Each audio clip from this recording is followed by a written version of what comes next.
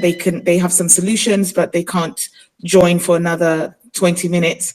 I'm not sure if we'll still be going by that time, but we'll keep the conversation going because new people have joined, and it's obviously quite a critical topic.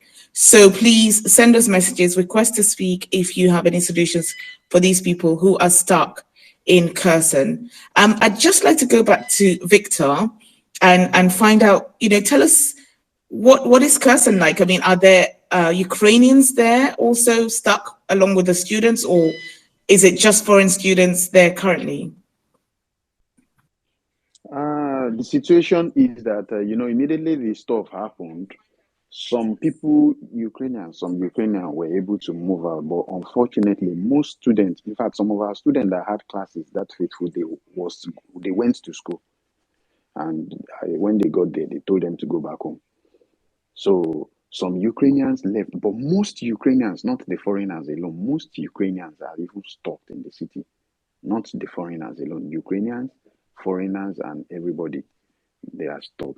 The thing started right in our area here before it got to most of the city where people went out, because we have a land border bordering Crimea. So they entered through this place. So we were the first set of people that was captured. So we couldn't go. Even when we heard of the situation, it was already late. We couldn't go out again. So the situation, when people from Odessa, Kharkov, and some of the cities started hearing the situation, they could leave, but we were already in heat. We couldn't leave again because, like myself, I tried to drive out that day, but it was not possible. We couldn't go out again. The roads were already blocked. So, we were stuck in it. We had to go back home, and we had to visit Ukraine. As I'm talking to you now, I'm with a Ukrainian family that has underground. In case if there will be situations, so that we could just at least run there for safety of our lives. We are with a Ukrainian family that is helping us. They want to leave too, they couldn't. Everybody is looking for a way to leave. So that's just the situation at the moment. Hi. So it's really, really devastating to hear about the situation with the students in Kherson. We only just learned ourselves as a group, Black Women for Black Lives, yesterday about this situation because they've been unable to get online for over a week. We are talking to everybody and we're trying to raise awareness, and we will continue to raise awareness about all the African students who are still stuck in Ukraine. Another thing that I just really wanted to highlight is, because today has been very, very distressing for me in many, many ways. I have a full-time job. I am also a mom. This thing has taken over my entire life to the point where I've had to speak to my manager at work to readjust my working hours. I'm a senior social worker. I manage a team of 5 social workers, and I'm also supporting 5 hospital trusts across London. This is now taking over my life to the point where I am falling behind at work, and it's really impacting me. So to come online today to see accusations that we are not sending the funds, despite all the accountability, despite all the screenshots that I've been sending, I just want to highlight a couple of things. We learned that yesterday, International Women's Day, was a bank holiday in Ukraine, which I actually, on a normal year, on a normal day, I would have been applauding. But yesterday, I was incredibly frustrated because Monday and Tuesday being bank holiday meant we were restricted in being able to send funds. So even whilst we were sending the funds and dispersing the funds to students across Ukraine, we were not able to actually, the money were not able to get to the accounts until today. Again, today we have had issues with Wise. Now we had to make a decision as a group because we were having so many difficulties getting our money released from GoFundMe. And again, all of this is on my timeline. You can go into my media on my timeline and you can see all the screenshots that I've been sharing, all the highs, all the lows of all the struggles that we've had. Mikhail has been so helpful. He was able to connect us with the VP of GoFundMe, which was one of the reasons we were able to get GoFundMe to actually contribute £3,000 to our campaign, which I actually asked him to do because of the inconvenience that we've had to face. Because of the issues that we've had sending funds, we had one of our volunteers lend the organization, Heart as an organization, £13,000 on Friday of her own personal money, just so we can continue to send disperse funds to the students. We had to make a decision when we had very, very limited funds available to us at hand to make a decision of where best to disperse the funds to. We were aware of the situation with the SUMI students, and knowing that we were communicating with students and SUMI students. I am currently in a WhatsApp group with student representative of all the African countries that were in SUMI. So I've been well aware of the situation. I've been keeping us abreast. Joyce, who's one of our volunteers, has been having sleepless nights talking to students, listening to their cries, having conversations with them, trying to be reassuring to them. So to come online and see people accusing our organization of being scammers, I am tired. I am incredibly tired because this is like Mikhail said, we are all volunteer humanitarian relief coordinators. This is not our job.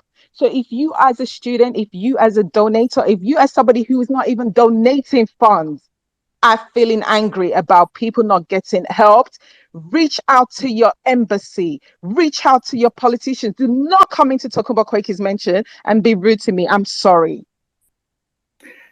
Shama, Stephanie, because we were talking about how to help, actually, this coalition of volunteers had one key ally who would like to come up stage. His name is Alex Plitzas. He is a national security professional and former Pentagon official, and he was one of the key kind of coordinators behind the scene that most people have no visibility on, but with his experience with helping people out of Afghanistan, for example, he was tremendously helpful for us to plan things. Okay, Alex is now a speaker. Please go ahead. Hi, yes. Good afternoon, at least here from the East Coast for everybody. A couple of folks I want to say thank you to very quickly, obviously Mikhail, but also to IJ, who has been absolutely nothing but incredible in terms of helping to organize as well and help get the students together and be able to communicate with them, given what transpired, particularly in SUMI. So yes, we do have there is a rescue operation that has been planned to be able to go in on the ground and be able to grab students. That's something we've been actively planning for the last 5 days now. That will involve ground movements and. I don't want to get into too many specifics that's there, but the group leadership is kind of aware of what the plan looks like. So fundraising is in order, and that's being worked on. For what we are looking to do to help ground movements across the country, for that matter, these would be dedicated to picking up African students who are there, who have had trouble with transportation, who have experienced any sort of delays. I received reports from multiple Americans, persons of color, who had trouble at the borders, basically put off to the side in different areas. And so we've realized that there's a very clear problem and that the level of support that should be there is not there. To be very clear, none of the students or anybody will be asked to be charged for this by any of the folks that are helping to coordinate this. This is not something that we're asking for money for them for. Any information that's going to be asked for will be necessary for helping to facilitate ground movements, but there'll be nothing in terms of personally identifiable information that could be used to help steal someone's identity or things along those lines. So we're extremely cognizant of any potential, data theft issues, as well as, security, and then, cognizant of any potential, human trafficking, organizations or things that are out there that we simply don't deal with. So in terms of my organization, yes, we've worked to help get about 15,000 people out of Afghanistan since August, working with several allied partners. Our group also has worked both in Iraq and Syria as well, and we already have ground operations that have begun in Ukraine. So we're hoping to roll it out with more detail in the next couple of days. We'll continue to coordinate with IJ and Mikhail and the leadership here, and that it will be available to the students on the ground. So as soon as it's funded, the plan is to have ground transportation available and then coordinated pickups across the country to grab the remaining students. And is this also relevant to Kherson students? Would you be able to try to reach those in Kherson who are stuck? Yes, that is part of the plan for right now. I mean, the one thing that we've been very clear with everyone from the donors and everyone else is, the situation on the ground is changing daily, right? We were in touch with, we did not provide the transportation in SUMI, so I'm not going to try to take credit for somebody else's work. I want to make that quite clear. That was not us. But what we were able to do is we were able to speak to the Ukrainian Ministry of Defense as well as the regional command in Kharkiv to make sure that there was going to be open, safe passage for those buses to be able to leave safely and not be targeted on the way out, because that was a concern based on previous engagements with vehicles. So we are in touch with the Ukrainian Ministry of Defense. It just becomes a question of how far advanced the Russian forces are and how far behind the lines the students are. at the time that we can, get there on the ground. So that's a fluid situation, but the plan is, yes, to try to negotiate with the Russian forces there on the ground, in addition to dealing with the Ukrainian Ministry of Defense to make that happen. We've also spoken to senior members of the U.S. Senate Foreign Relations Committee. They've been updated, as well as members of the U.S. National Security Apparatus. And we've also made the U.S. military headquarters in Poland aware of the situation. And I did raise the status of the students with several senior U.S. lawmakers who were having discussions with President Zelensky to try to make sure that the Ukrainian administration is aware of the plight of the African students and the fact that some of them have been subjected to what I would call, less than appropriate treatment, based on what I've seen. I think some of it, is based on the color of people's skin, which is, gross, but that's something we're going to correct.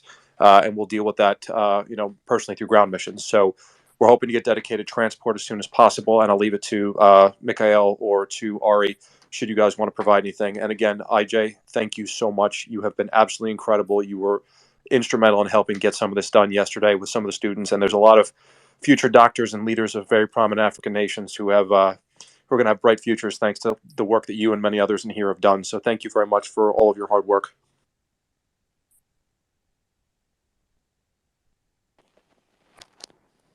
Thank you very much for coming up on stage.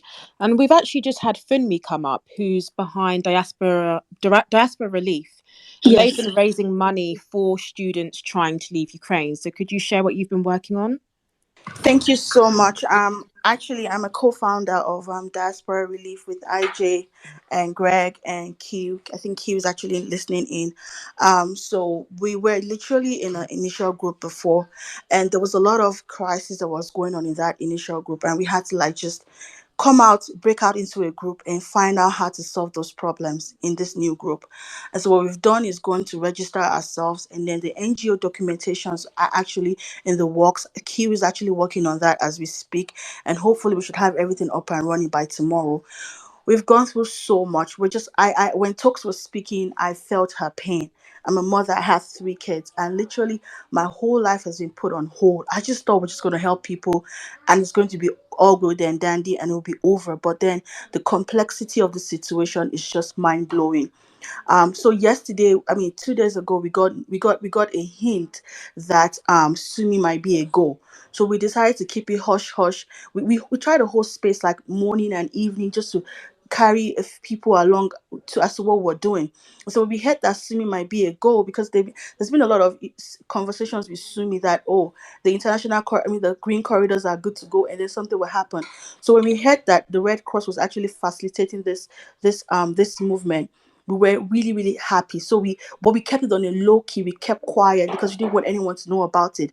So we did a hush hush and we talked to the leaders of the student union leaders in Sumi, and we encouraged them. We prayed with them, and we told them that we're going to be with them at every step of the way. And so the journey started. For us, our lives were literally in our mouth, that just God forbid something happens as they get on this journey. And as they got on the buses, we're in contact with them. Actually, Mayor of Abuja is one of our logistics person. We sat down and we did like a strategic meeting and we planned their route from Potava as to how they'll get there. Right now, we can't even share that because we just want them to get there safe. The first group that has left is in Lviv right now. They literally just went to eat like 20 minutes ago. We sent them money to go get food to eat because they've been on this journey for the past 16, 17 hours, and the journey is still not yet over. It's still continuing. And then we have another group of 70 coming behind, and another group of 200 coming behind. So it's just it's a lot. And so when Tokes was speaking about people questioning people's character, it's such a shame on the community that we are questioning. Understand that it's fun and everything, but GoFundMe won't release the fund. Cash App is our major source of funds. Immediately we get it, it goes in the hands of Doyin, which is our disbursement coordinator, because she's in Poland. She puts it in her Wise account. She drops it into the hands of the kids immediately. There's no funds that we have access to that is in our bank accounts. Or the only funds that we have is on our GoFundMe page, and that was just started 2 days ago. And with the help of Q, we're able to and putting that exposure out with Michael, we're able to raise $10,000 in 2 days. But the funds they're not going to be available immediately. We tried to get some money out yesterday, and then we found out that the fastest way is for us to register the organization as an NGO, and that is what Q has jumped on immediately to try and sort that issue out. But this Sumi issue, I'm not even going to take credit for it. All we're doing right now is just to make sure that these kids leave and get to their point of safety. And what Greg, which is one of our coordinators, is doing is another thing that we are doing as Diaspora Relief is that we want to have a future for these children, for these students, because they're young, they're 16, 17, 18. But one thing that we need to understand is that they're medical students. They're going to become medical doctors. We're going to suffer, the world is going to suffer from this shortage in a few years. There's going to be a ripple effect of what is happening in Ukraine currently. So what Greg has come up with, and we know partnered with a few organizations, is for us to be able to get them to go to school in other European unions. So one of the schools has said that all they will ask them to do is take an exam. I think we have like 300 spaces in Germany. So when they get to Germany, they will stay there for a month. They will learn. If they want to stay, they will help them transfer their credit. Take an exam, and then they will continue going to school. We have so it's a lot, and I appreciate the fact that CNN has jumped on this to give us awareness. Shout out to Natasha for, because we lost a child at some point. We're looking for that child. He was sick, and Natasha jumped on it, and Greg, and we found him. Like, we can literally say that not one child that we have helped leave Ukraine is has either died or gone missing. Everyone we've tracked. We have a secure database that we use to track everyone to make sure that nobody goes missing. So IJ has been like, oh my god, it's just been crazy. We've been doing everything, walking around the clock. We grilled Alex the other day on our space. We asked him so many questions. We put him on the blast, and he was there to answer all our fears, answer all our questions, make sure that these kids don't just get out of swimming and go die. And he was there to answer all our questions. Shout out to you, Alex. Shout out to you, Mikkel. Thank you so much. And I'll stop talking now. You're welcome and happy to do it. My father grew up in South Africa, was with Mandela's movement as a doctor, went to Witwatersrand. So this hits home very, very real for me. This is the future of Africa. These are future African leaders. This is the future of the medical community, and we need to do everything we can to help them. Thank you so much, Finmi. And we've heard a lot about IJ from many people who's currently on the stage. Would you like to speak? You're working with Diaspora Relief. Yeah, sorry. I had to get my emotions in check before I got on here, because this whole thing is, I don't want to repeat majority of the things that Fumi already mentioned, but I'll just speak on the parts that she didn't mention. So to people, it's so easy to critique and to put doubts and cast doubts into all our efforts. For the past 2 days, our heart has been in our mouth, because what we've been hearing was that the bridge in Sumi got bombed. There's no way for them to get out. Then we hear from the students that the ones that made it, that there is a way. There is a way out. So we have a meeting. We set up a meeting with them. We're like, okay, what is going on? How did you make it? And it's particularly, I spoke to one Chi, and when he gave us a basis of okay, this is how the road is clear. We didn't have any problems, and he gave us the green light that everything was safe. They weren't attacked. We reached out to Tolu, which is the vice president of the student organization in Sumi. So when we reached out to her and we talked to her, we found out from them that they were already planning a secret thing to get out, and we didn't want to tell anybody.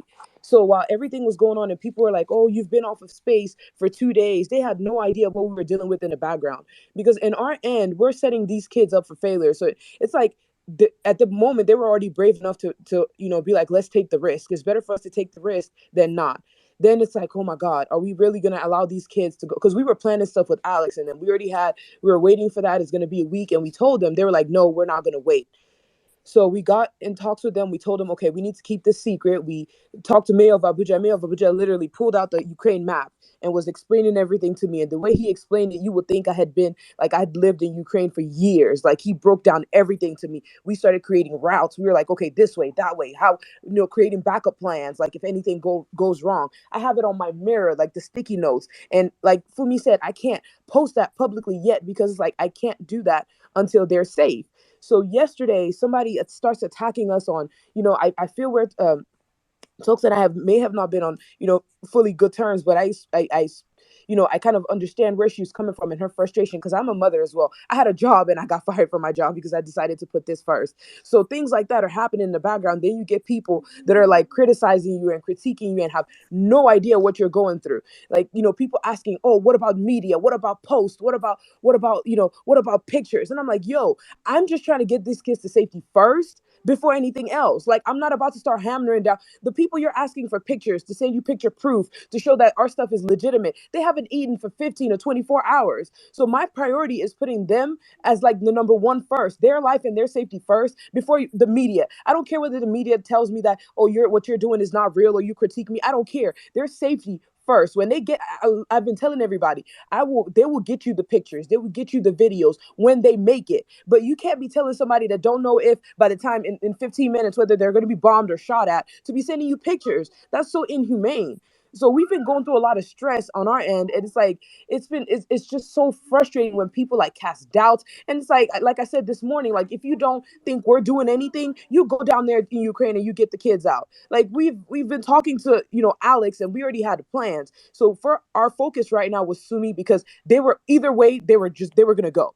So it was like, okay, I'd rather help you get to safety than you do it on your own, was the way we saw it. So we've just been like, we put Sumi first, and then we're like, let's prioritize them first. But from the talks we had with Alex, our talks were to help everybody, was to help all the cities, were to help anybody that's stranded, that's stuck. That was our goal. But we wanted to do it one at a time, because I'm not going to tell you, oh yeah, let's work on Sumi and then let's work on this, because my attention is going to be divided. I'm not going to be able to give you my full self and my full focus if I'm not doing it one at a time. So now that we're getting the Sumi kids out, we're not 100% sure that all of them are good, because as we're getting people out, we're getting word that there's still somebody stuck.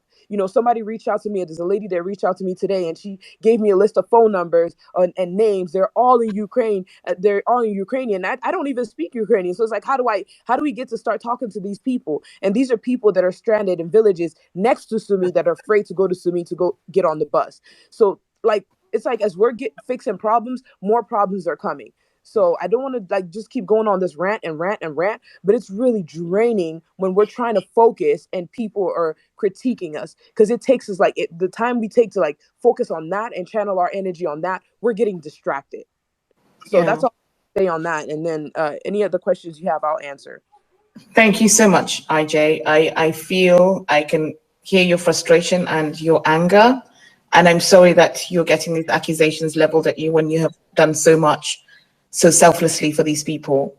We commend you and thank you for all your efforts in trying to get these students out. I think we have been going for about an hour and a half. This was supposed to be like an hour room, just to get a quick update from students and some of those who've been helping them. I don't see any more requests, so I think this is a good time to thank everybody for joining in and listening to this space. The first Twitter space from CNN Africa, incidentally, it won't be the last. And thank you so much to all our speakers for sharing so passionately and so eloquently about this situation. It's so heartbreaking. Us that are reporting on it just find it so frustrating hearing the pain and the harrowing experiences that these students have gone through. So we really thank you for all your efforts, and thank you so much for joining us.